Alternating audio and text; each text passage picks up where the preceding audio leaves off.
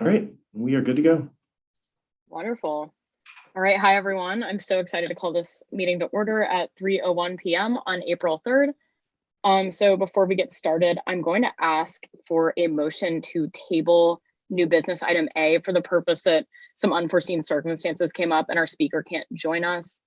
So if someone could make that motion to table until the next meeting, that would be great. So moved. Thank you, Kathy. And it's Ben. I'll second it. Wonderful. All right, all those in favor? Aye. And then those opposed? All right, new business item A has been tabled to the next meeting. And so with that, I will take a motion to approve the agenda for today. So moved. Second. All right, there's been a motion to approve of the agenda for today and it's been seconded. All in favor? Aye. Aye. Aye. And all opposed? Fantastic. And then one more motion. Can I get one to approve of the minutes from our last meeting on March 26th? So moved. Second. All right, there's been a motion and it's been seconded. All in favor?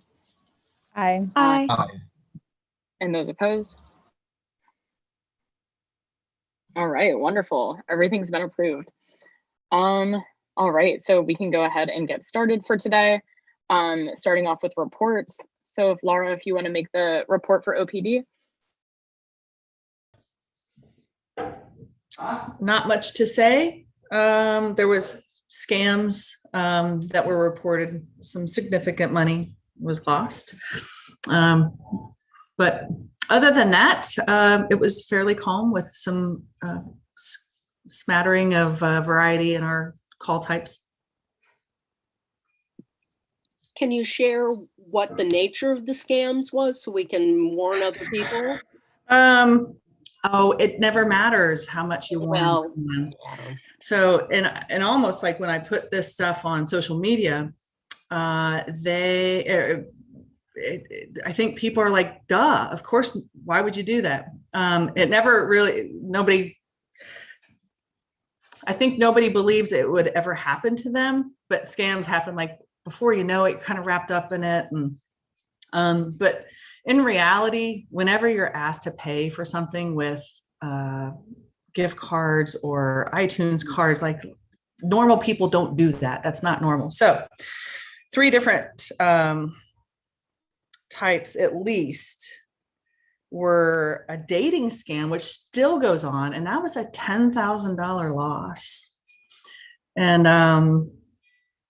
And they had at least discovered the scam prior to it being $100,000, which was, I guess, the ultimate goal of the scammer.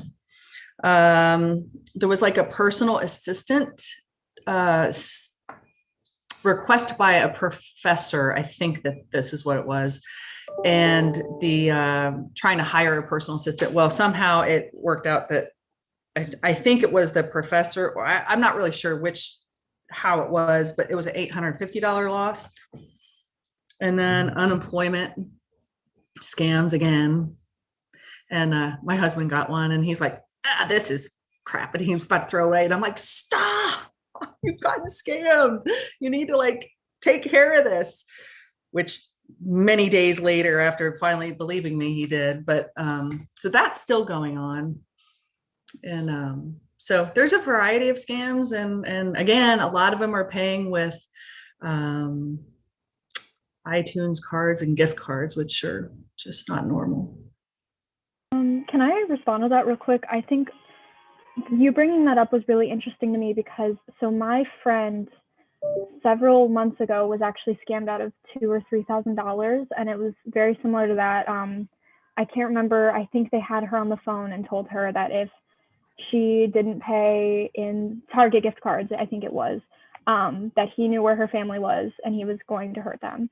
And he knew where she lived and stuff like that. And so, and I don't think he ever gave evidence, like didn't say what her address was, but I wonder, Emily, if that's something we could look at educating students about in like an off-campus newsletter or something, because I know that was like obviously like financially damaging, but also very emotionally harmful to her. And I wonder if that's something we could educate students about. Yeah, thank you, Sidra. That's a really good point for educating. So then I actually did have a question for Laura. And then I see Megan has her hand up also. So I guess from what I'm understanding from this conversation is really the only way to prevent this is to continue warning people, and then also having people continuously report like when they see something like this so that it's understood. Yes, you would. I would hope that that would make an effect or have an effect on somebody. But generally, like I've been doing scam prevention for quite a few years, and we just still get them in. And the other one that was I forgot to say about was does anybody remember when they would call a grandparent and they would say, Grandma, I'm in jail and I need bail money, blah, blah, blah. And this one was like, I got in a crash. We did have this other one this past week. I got in a crash. My car's towed, and it's going to cost like $3,000 to get the car out.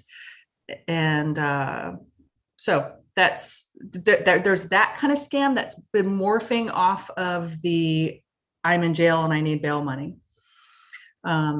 So yeah, there's a variety of them. I think that the best way to, well, I don't know. I mean, the dating scams, I've had a couple of people I know personally that have come to me and been too embarrassed to report them, so to speak. This dating scam that I'm talking about from this last week was an international student. So it was a young person. Most of the time I find that they are older folks, and they're just so trusting, and they get wrapped up. And these people are just professionals. These scammers are professionals, and they invest a ton of time and they just know how to work the human psyche, I guess, to their benefit. But anybody can be a scammed, but I would say, like, don't give payment. Like if you're getting, first of all, pressured for payment, that's a red flag. And if you're being asked to pay in anything but personal currency, like not Bitcoin and not gift cards and not Western Union, those are red flags. Thank goodness we've had some scams averted this past year where like the clerk at Kroger caught it. And they're like, are you sure this is a good idea? Sounds very fishy to me. And then it was just like, that was the one thing that person needed to, like, oh, really? Okay, I was wondering. But they were going to do it anyway. Had the clerk not said something. Yeah, thank you. And then thank you, Sidra, for that point also. That's something we can definitely look into with educating students on this, and the psychological harm that this can cause is obviously severe. And then Megan, I know you had your hand up. Yeah, I was just going to say, kind of based on my experience here, I've noticed that international students can be particularly vulnerable to this. And I know some messaging already goes out to international students, particularly around tax season, some of the scams that go out to them about that. But yeah, I think that's important to keep in mind just with our friends and neighbors and colleagues to help them be aware if something sounds fishy. The one thing that I worry about with, because I could probably put a scam message out every week or two. And what I worry about is just that kind of like, nobody's going to pay attention to it. Oh, it's another one. Of course, everybody knows that. And so I guess for the most part, I have tried when we have had a collection of them where it's like a rash, I try to bring it up again and cite that we have had several incidents of it. Typically, if I ever say that, it initiates somebody from the press calling me and saying, what do you got going on? And so then it kind of blossoms into something better and gets more coverage. So I try not to just make it every other day that they're just hearing about something. I want it to have a little bit of punch to it when it really is happening a lot. I don't know if that's a good tactic or not. Because I know that there's also been this Social Security one that happened a couple months ago, and like some people expressed concerns to me about that too. And so it's just like, I think the severity of like your Social Security, or like what Megan said with tax documents, like the importance of things like that, and how like tied up people can get into that, thinking that it's like an actual governmental agency when it's not. Just how to educate people on seeing things and like seeing warning signs and things like that. Then yeah, Kathy, go ahead. I'd encourage you, if you're going to go ahead and do some kind of a newsletter or article or something, get in touch with the information security folks at the university's IT services. They have a lot of information and resources. And I know they're always looking for ways to get the word out to students and to help them avoid students, faculty, staff, anybody. Because it's a big concern. Thank you, Kathy. I'm sorry, we kind of got off on a sidebar there. Laura, did you have anything else? Great, yeah, thank you, everyone. And then I'm not seeing anyone from MUPD here. Yeah, I'm Okay, not seeing yeah, anyone either. Andrew. All right, perfect. So then we can go ahead and move on to my updates for today. I just have a few short ones that I'll go over really fast. So this week, ASG had our first round of cabinet elections, and I'm really excited to share with you all that Connor Manley has been elected to serve in my position next year as I'm graduating and leaving. And you all met him earlier in the semester with his Mask Ambassadorship initiative. So he actually couldn't be here today since he's traveling to DC right now. But he said that he's sorry that he couldn't come and that he looks forward to working with all of you and being here at the next meeting. So I'm really excited that he's taking over. I have literally no doubt about anything at all about him. Any initiative that I've ever seen him work on has been great. And so I know you guys are in good hands with him. So I'm really happy about that. In other news, ShareFest is coming up in May. I know that some of you are familiar with this program, but basically what it seeks to do is to remove any furniture that students are just going to throw away and try to relocate this in order to eliminate waste and just to eliminate that from being in the trash and in the trash collection. So I'll continue to update you as news comes on that. I know that they're doing things kind of differently with COVID and everything this year, so it will look a little different, but I'll keep you all in the loop on that so that you can get the word out to everyone that you're in contact with. And then ASG's community newsletter will be sent out over this weekend. And then this has some more information about virtual events that are taking place, as well as some service opportunities. So thank you to all of you who sent service opportunities my way, and for our discussions that we've had about those. Those have been really helpful in getting students more in touch with relevant volunteer opportunities. So thank you for all those.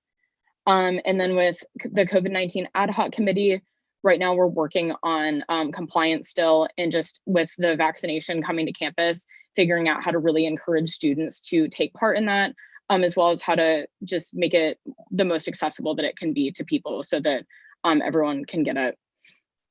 And then that's all for my updates. Does anyone have any questions on those? I know I just kind of flew through those really quickly. All right, not seeing any hands. So then moving on to our next business item, I have a new section that I put in titled Community Concerns.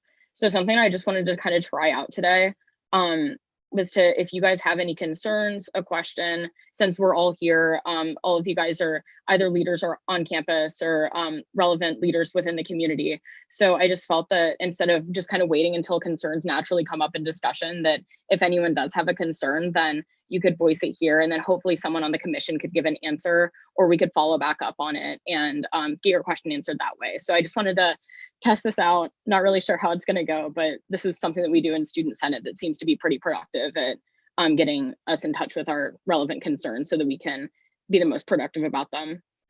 So I will go ahead and open the floor to anyone who has our first community concern for the day.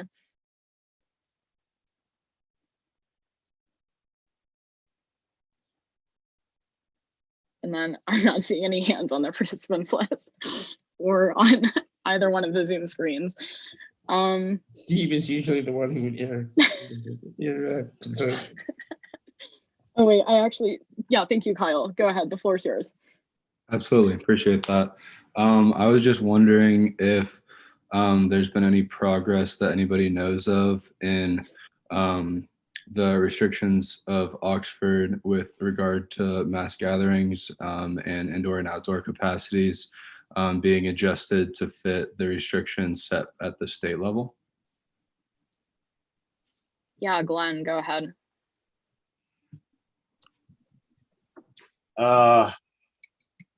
I'm an N of one, so just take that with a grain of salt. But until the state changes their restrictions, Oxford doesn't have any plans on adjusting their restrictions either. Now, that may change, but it's still mainly going to be predicated on what the governor does. So, for instance, with the governor's lifting of the mask gathering mandate or ordinance, or I'm not really sure what it is, but with the lifting of that, is Oxford planning on lifting its mass gathering rules? So when you say planning, I can't answer that definitively, but you will know the moment that our docket comes out on the city council meetings, if it's going to be lifted, because there'll be a line item for it. Okay. But I don't want to provide any speculation that isn't currently documented and out there for the public to see. Okay, appreciate that. Yeah, thank you, Glenn. And then thank you, Kyle, for the question. Does anyone else have any questions? Because yeah, that was a perfect example of a concern that could be answered by someone at the city. That, yeah, Zoe, go ahead. So I know something that I've heard students talking about is like, especially upperclassmen, like that would like to go uptown but aren't comfortable going in the bars. Like people have been wondering, is Dora still happening, or like will that be happening in the same way? I'm guessing this is Glenn would probably have the answer to that. Glenn, floor is yours. So I want to answer your question directly, and then I wanted to provide an opinion statement. Dora is still happening. More than likely, it is going to be voted to be reactivated after this semester ends. Now, here's my opinion statement on that. I would like to see the Dora be open 24/7, 365, but it would require effort on the student size part, because the only fears are students abusing that. And it is entirely up to your student body to use it in a responsible fashion. So, I would love to see that happen, because when we do have the Dora active, it's actually refreshing and surprising the amount of full-time residents as well as intergenerational people that are enjoying the uptown space because of that ability to be able to, enjoy a beverage in the park and things like that. So maybe we can work something out to have some sort of a trial at the beginning of next semester in the fall, possibly, but that's still going to require, a lot of discussion and a lot of assuaging of fears. But I would love to see it happen, to do some sort of transition to where we could just have it all the time. But it's going to require responsible behavior from the student side to make that happen. Apologies for interjecting with a question. What is the policy you're talking about? I don't think I'm aware of it. So the DORA, it's an acronym for Designated Outdoor Refreshment Area. And uptown from Campus Avenue to, I think it's Beach, and the two side streets, I think that's like Church and Walnut. That's one big square where if you have a designated DORA cup, you can carry around any beverage that you would like in there. Now, traditionally, our DORA is active from 11 in the morning to 11 at night. And then it's active within that particular square. I think the signs are still up. So if you go uptown, you can see some purple signs, and that markates the area. Thank you. Thank I you, Glenn. appreciate that. Glenn, can you just clarify for a second? Is that has to be a drink that you purchase somewhere in the Dora cup? It can't just be like, I have a Dora cup and I put my own beer from home in it and I'm walking around with it, correct? That is correct. The Dora cup comes from one of our restaurants, or let me rephrase that. One of our establishments that has Dora cups. And to make things clear for individuals thinking about that, if you are holding a Dora cup, you are essentially acknowledging that you are over 21 and providing a law enforcement official the opportunity to verify that. And that's where I say most of the fears are abuses that would happen around those cups and unsavory behavior that would stem from that.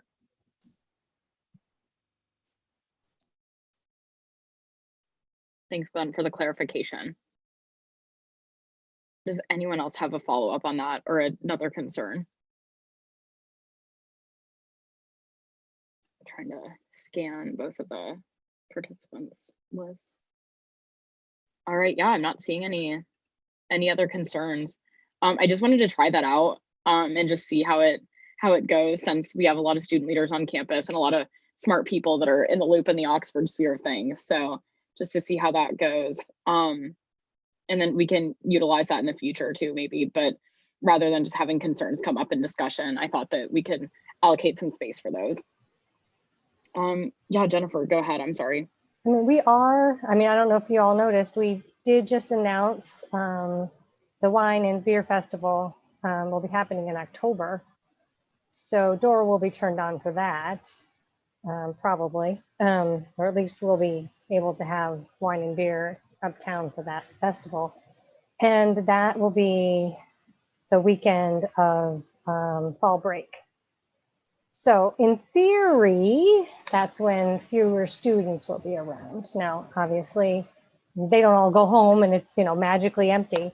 So, that's sort of a trial period as well. So. Thank you, Jennifer, for the update on that. That's exciting. We are very excited. That's one of the biggest fundraisers, the biggest fundraiser for the chamber. We need the money to operate and also to provide scholarships for Talawanda students. So that is, important to us, but it's also a really awesome event for the community, and we miss that. Yeah, that's awesome. That's great to hear. Anyone else before we move on? All right, Zoe, yeah, go ahead. I have a quick question, and I don't know if anyone would have the answer, but like where are things at right now with vaccinating like the Oxford community, like people that aren't affiliated with the school?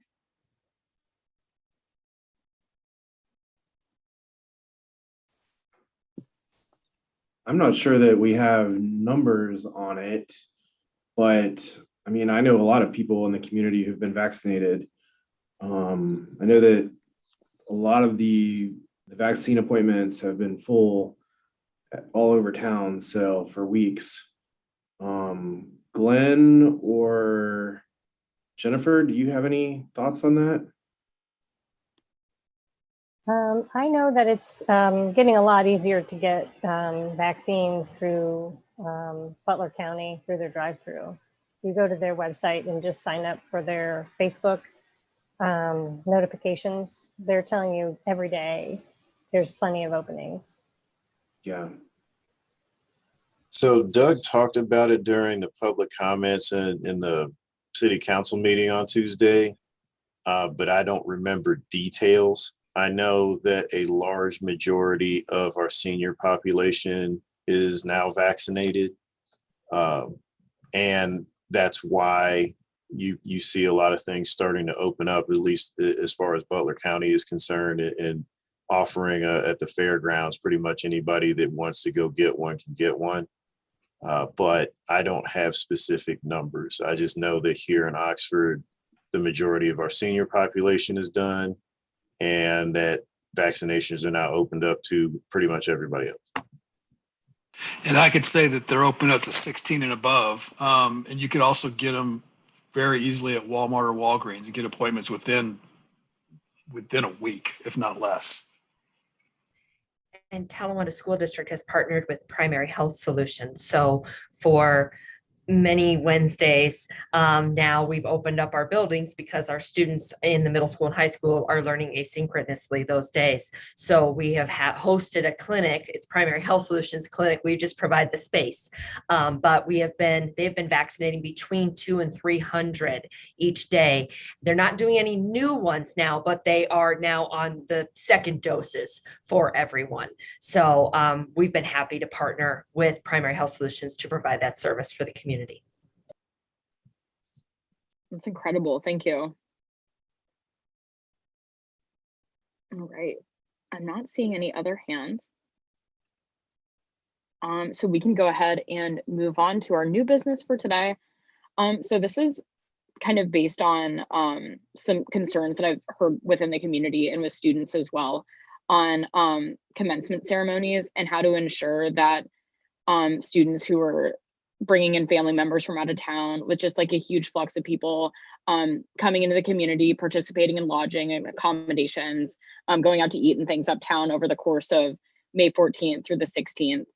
How, I guess like two questions. So how we as students can really advocate for making commencement as safe as possible for the community. And then what we can do from a student advocacy standpoint on advising people on how to be mindful of the community and how to demonstrate concern for the people who live here when bringing in people from out of town. So something that we've been discussing in my committee in ASG and off-campus affairs is potentially putting pamphlets in hotels, maybe in some businesses around the community on just things to do to be safe, like a quick list of 5 things to be mindful of the community, just to comply with all of the policies that are in place to ensure that everyone's being safe, encouraging vaccinations right now for anyone who is coming into the community. But I wanted to open this up to all of you guys who are students and community members on just what we can do to just make this as safe as possible for everyone involved. So I see Zoe's hand, so I can go ahead and turn it over to you. So this is like less of like a suggestion and more just for those who don't know. They also added a day where people who graduated last year and didn't have commencement, they can come back as well. So it's like there's another day tacked on there. Yeah, sorry, I didn't advise that in the beginning. So yeah, a large influx of people. Yeah, go ahead, Megan. Thanks for bringing this up, Emily. I think if you're thinking about possible ways to provide resources to students for thinking through this, I think one thing that could be potentially helpful is examples for students with language for how to talk to their friends and family that are coming from out of town about how we're staying safe in Oxford. Because that might be a hard conversation to bring up if, they've been in Oxford and they've been on campus and have a certain way of just living during the pandemic and are maybe a little bit nervous about how maybe just people are doing things differently, who are coming from out of town. Yeah, just examples of how they could talk to them about that. Hey, I just wanted to tell you, this is kind of how my friends are going to be and how I'm going to be, how we're keeping ourselves safe, if that makes sense. Yeah, I like that, like a guided discussion. I like that a lot. Kathy, go ahead. It'd be interesting to know. I know I've been looking at actually starting to travel a little bit again, and I've noticed that many hotels will have a fairly lengthy description of what they're doing. So I wonder what the local hotels have on their websites and what they're telling people as they're booking, for those at least that are staying in local hotels. Yeah, thank you, Kathy. Zoe. So I don't know if this is possible, but if you could get something like on the parents page, that very chaotic Facebook group, that might not be, it could go either, it could go great or it could go horribly, but at least the information would be out there. And I feel like if it's coming from students, like maybe they would actually take this seriously. I don't know. I feel like if it's coming from students versus the school, like maybe that would have an impact. Yeah, that's something we can definitely do. That's something we discussed briefly in off campus, also as a potential strategy for that. So that's definitely something we can look into, is preparing something to post on the parents' pages. Yeah, Joy, go ahead. I think if you're thinking about language for students for talking with folks, it also might be helpful to think about, especially for bigger houses, how to help students think about how to stagger visitors versus like, okay, at 2 o'clock, everybody's parents are coming in. I think there was really good language around move out last spring and move in this fall about like, okay, your block is here, your block is here. So helping folks just to think about sort of coordinating some of those guests that might be coming in as well. That's a great suggestion. Thank you, Joy. Laura, I saw your hand was up. I was just going to say the same thing. We've already are being asked about that, about how we're going to handle these, graduation parties and whatnot. And you do your best to explain that, well, this is what the ordinance says, and most people don't like it. And so they want us to make some kind of exception. We're like, you don't understand, like people go around patrolling these parties. There are some people that go and they will just call stuff in. So it's going to happen. Somebody's going to complain. And, I think what they don't quite understand is that they're saying, but we're going to be outside. And I'm like, well, it doesn't matter. So I would hope that they don't assemble more inside. I mean, outside would be ideal, but to hide it, then just, we'll just party inside. So, but that's the ordinance, and that's the way it reads. And they're not liking it, and it'll be very difficult on us, because there'll be people that don't, this, and we were told these are once in a lifetime opportunities for graduation, and it's just going to be not pleasant. There's no good answer. So maybe potentially in these materials that we're putting out, like a reiteration of the ordinance, you think could be effective? Okay. Yeah, I mean, not going to make them happy. I mean, at least they'll know. They may not agree with it, and they could still, I'm sure a good bit of them will still do what they want. So.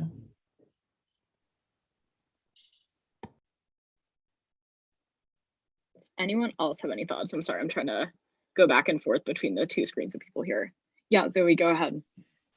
So I guess one thing I've been thinking about is like my parents have already been asking like, okay, where do we park and like that kind of stuff, because they're just coming for the day. So I feel like there's some people that like we're not gonna reach them, right? They're gonna have their party, they're gonna not follow the ordinances. They probably haven't been most of the time.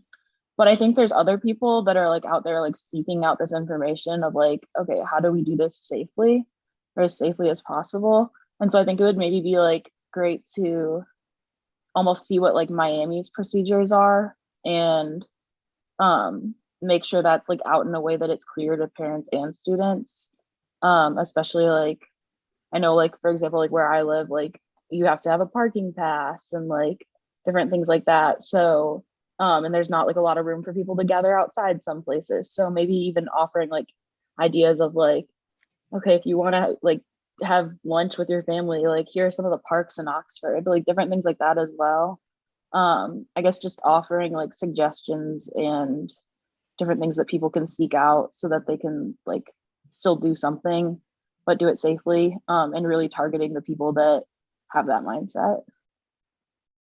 Yeah, thank you, Zoe, for the comment. That's really really helpful because yeah, for example, like my parents are coming down, but we're from Columbus, so it's just they're driving the 2 hours and we're gonna sit and eat lunch in Houston Woods. So we're excited about it. But just doing like little safe things like that to make sure that we're being mindful of the community. But then I liked your point, Zoe, about really framing it around concern for the community, because I know that a lot of reasons of why people are getting the vaccine and participating in compliance and testing and everything like that is like out of genuine concern for the community. So I think framing it around those narratives can be really effective towards students when really thinking about their actions and who they're bringing into Oxford and what they're doing. And then Laura.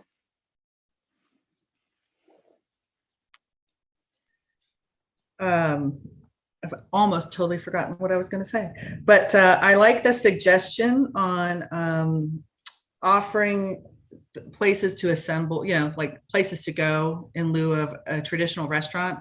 I think that's something we can do. I will never post again about the mass gathering ordinance because we were crucified and took a beating and just had to keep taking it. And I will never do that again. So nobody wants to hear it. It's, I mean, the people that follow us did not want to hear it. And it was brutal. But this is a great way to skirt around that and then offer them some options that are positive. And, you know, the only problem is if there's rain, then that, you know, kind of throws everything into chaos. But I think it's a great idea to suggest or to provide a map of our parks and other places like that. So I will also get with Jessica Green with the city, and but she probably will just share our post, and then we'll work on that. So that's definitely an actionable item. Great, thank you.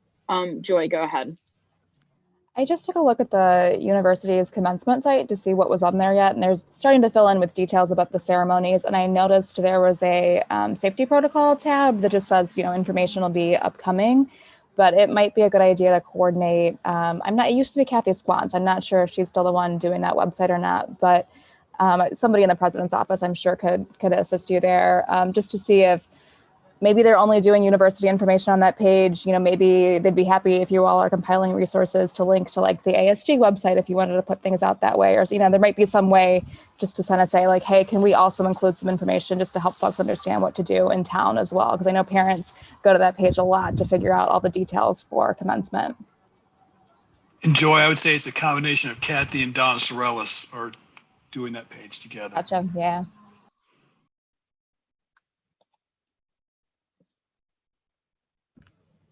I just Yeah, wanted Megan, to give. go ahead. But sorry.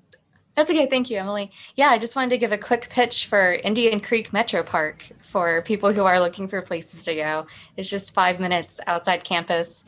It's always empty pretty much, but there's lots of picnic tables and pavilions that people could use if Houston Woods, you know, and the other in-town parks start filling up. Yeah, thank you, Megan. Sorry, Can I just ask a question real quick? jotting these down. Megan, do they have grills and stuff? I mean, I could always go down there and look. And I think, like, does Houston Woods have grills that are available for the public? I think Yes? Houston Woods does. The Metro Park, I'm not totally sure. I'm pretty sure about Houston Woods. There are some sites with them, but I'm not sure about the Metro Park. I'll take a field trip. And I'll go check. Yeah, it's But great. And there's think that's little trails and a creek. It's a nice spot. Yeah. And actually, I would check their websites because those websites are really good at telling you what amenities are available.